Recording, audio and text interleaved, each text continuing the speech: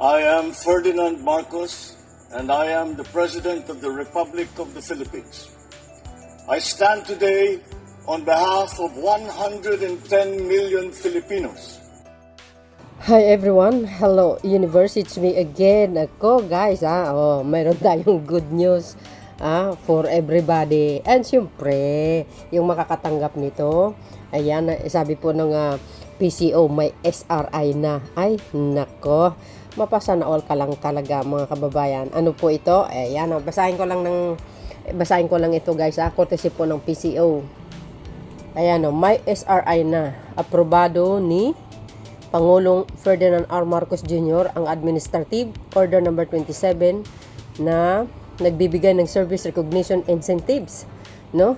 Ng SRI, yan, na hanggang 20,000 para sa kwalipikadong kawani ng gobyerno. Oh, sino-sino guys ang makakatanggap nito? Ito, basahin ko yung isang post Sabi po dito mga kababayan, nilagdaan na ni Pangulong Ferdinand R. Marcos Jr. ang Administrative Order Number 27 na nagpapahintulot ng pagbibigay ng Service Recognition Incentives, which is ang SRI, sa lahat ng mga kawani ng gobyerno, kabilang na ang mga public school teachers, mga military at uniform personnel, at sa kapulisan ayon sa Department of Budget and Management, which is ang DBM. Di ba? Congratulations sa ating mga kababayan. Deserve nila po yan. Lalo na po ang kapulisan, ang mga sundalo, lahat naman sila deserve yan. Kaya sa mga anti-Marcos, huwag nyo nang questionin yan. Dahil yan, deserve nila po yan, no? Iwasan nyo yung yung para kayong palaka ng kukak. Kayo nga, wala naman kayo na itutulong sa mga sundalo. Ay, nako. So, tuloy. Sabi po guys ng ito ang IBC TV 13, kasi yung sa PCO maiksi, pero ito mas maganda ito, no? Itong post nito kasi medyo mahaba. Hindi tataas sa 20,000 ang halaga ng SRI na maaaring matanggap na mga kwalipikadong mga kawani ng pamahalaan alinsunod sa nilagdaan ng AO. Wow! So yun guys, no? Pasalamat tayo sa ating mahal na Pangulo. Parang siya lang yata mayroong ganito, no? Every year to guys, itong taon na ito yan. 2024, di kayo naloka. Sana all.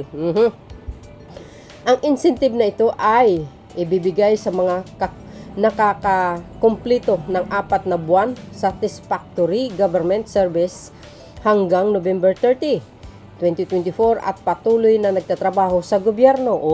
Ang alam ko dito guys is matatanggap nila ng December 15, which is tomorrow. Diba? Congratulations po sa inyo. Hindi man tayo makatanggap nito, tayo naman guys ay masaya at matutuwa, no? Salamat sa ating mahal na Pangulo, no? Samantala ang mga empleyadong ulitin ko nga. Samantala ang mga empleyadong may mas mababa sa 4 na buwang satisfactory service hanggang sa parehong pitsa ay makakatanggap naman ng prorated share ng incentive na ito. Di biro nyo yun guys, di kayo naloka. Social. Di ba? Ayan, no? Kakaiba talaga pag si Pangulong Marcos ang Pangulo, no? Ang daming matatanggap na guys, mga gift, no, ng mga empleyado. Last year actually guys, mayroon ito. Kaso lang mas mababa last year. Ngayon ay tinaasan ng 2K. Mga kawani ng gobyerno, guro, makakuha ng SRI simula December 15, which is sabi ng DBM, December 13, 2024, kahapon po yan, no? So, wow. Ano pong masasabi natin? Di kayo naloka. Kasi may nauna akong in-upload tungkol dito sa mga teachers. Dati kasi 18,000. Ngayon, dinagdagan ng 2,000. Kasama pala po ang mga kumbaga, kawani ng gobyerno, men in uniform, at ang kapulisan. Diba? Congratulations po. Pang Noche Buena. Diba? Pang New Year. Malaking bagay na po yun. Lalo na po sa mga may pamilya. Ito po yung sinabi ng ating secretary ng DBM, si Secretary Pangandaman, no? So yun guys, ito po yung sinabi ng ating napakagandang secretary ng DBM si Secretary Amina Pangandaman. December 13, 2024. Oh, may magandang balita rin po tayo sa ating kapulisan. Kung noong 2023 ay 12,500 lang ang na-receive na SRI ng ating mga PNP employees, ngayong 2024 ay 20,000 na po ang matatanggap nila. Wow! Congratulations po sa ating mga kasanduluan. Ayan, mga kapulisan, 20,000. Nako, sinara talaga ng 20 mil, oh. Oh, lucky guys, oh. Oh, 12,500 last year. Pero ngayon, tingnan mo naman.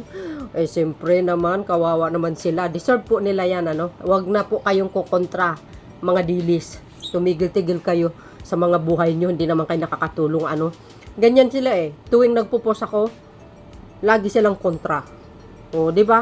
Akala mo naman malaki ang naitutulong ng puon nila. Tuloy. Ni-report din po natin din po sa akin na pati ang ating mga kasandaluhan. Oh, social. Sa AFP, pati na rin po ang mga nasa BGMP, Bureau of Fire Protection, Bucor, Philippines, Coast Guard, at NAMRIA. Ano ba itong NAMRIA, guys? Basta yan na yan. Ay matatanggap ng buo ang kanilang SRI. Wow, sabi po ng ating magandang sekretary, Amina Pangandaman. Oh, congratulations po sa ating mga kapulisan, sa mga guro. Ayan yung mga nabanggit dyan. Saan kayo niyan, mga kababayan? O, diba? Social. Ay, siyempre pang natsubuena, pang ano nila, para sa kanilang pamilya. At siyempre, taos po sa tayo guys, nagpapasalamat sa ating mahal na Pangulong Marcos Jr. Ay, ito pa, basahin po natin, oh, ito. Sabi po ng sekretary ng DBM, oh, nagpapasalamat po tayo kay Pangulong Bongbong Marcos sa pag-aproba ng kautusan na magbibigay ng SRI sa lahat ng ating mga lingkod bayan.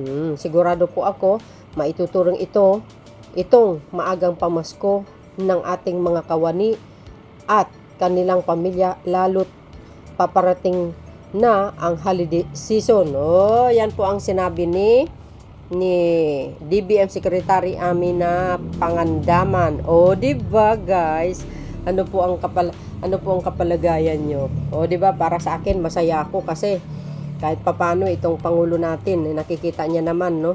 Ang ngayong Pasko at New Year, talagang kahit papano madagdagan ang pamamalingki ng ating mga kababayan. Ako guys, no, basta ang Pangulong Marcos Jr. may mga magagandang nagawa, sobrang tuwa-tuwa ko talaga. Sisigaw pa ako, no. So yun guys, ano po ang masasabi nyo dito? Ako, wala akong masasabi. Basta congratulations sa mga guro, mga sundalo, kapulisan at ang kawani ng gobyerno. Ayan, oh, si Pangulong Marcos Jr. lang ang sakalam. And itong year na ito yan guys, siyempre magpapasko na, mag New Year. So yun mga kababayan, maraming salamat sa inyong watching. See you again on my next upload video. Bye bye bye and babush. God bless Philippines.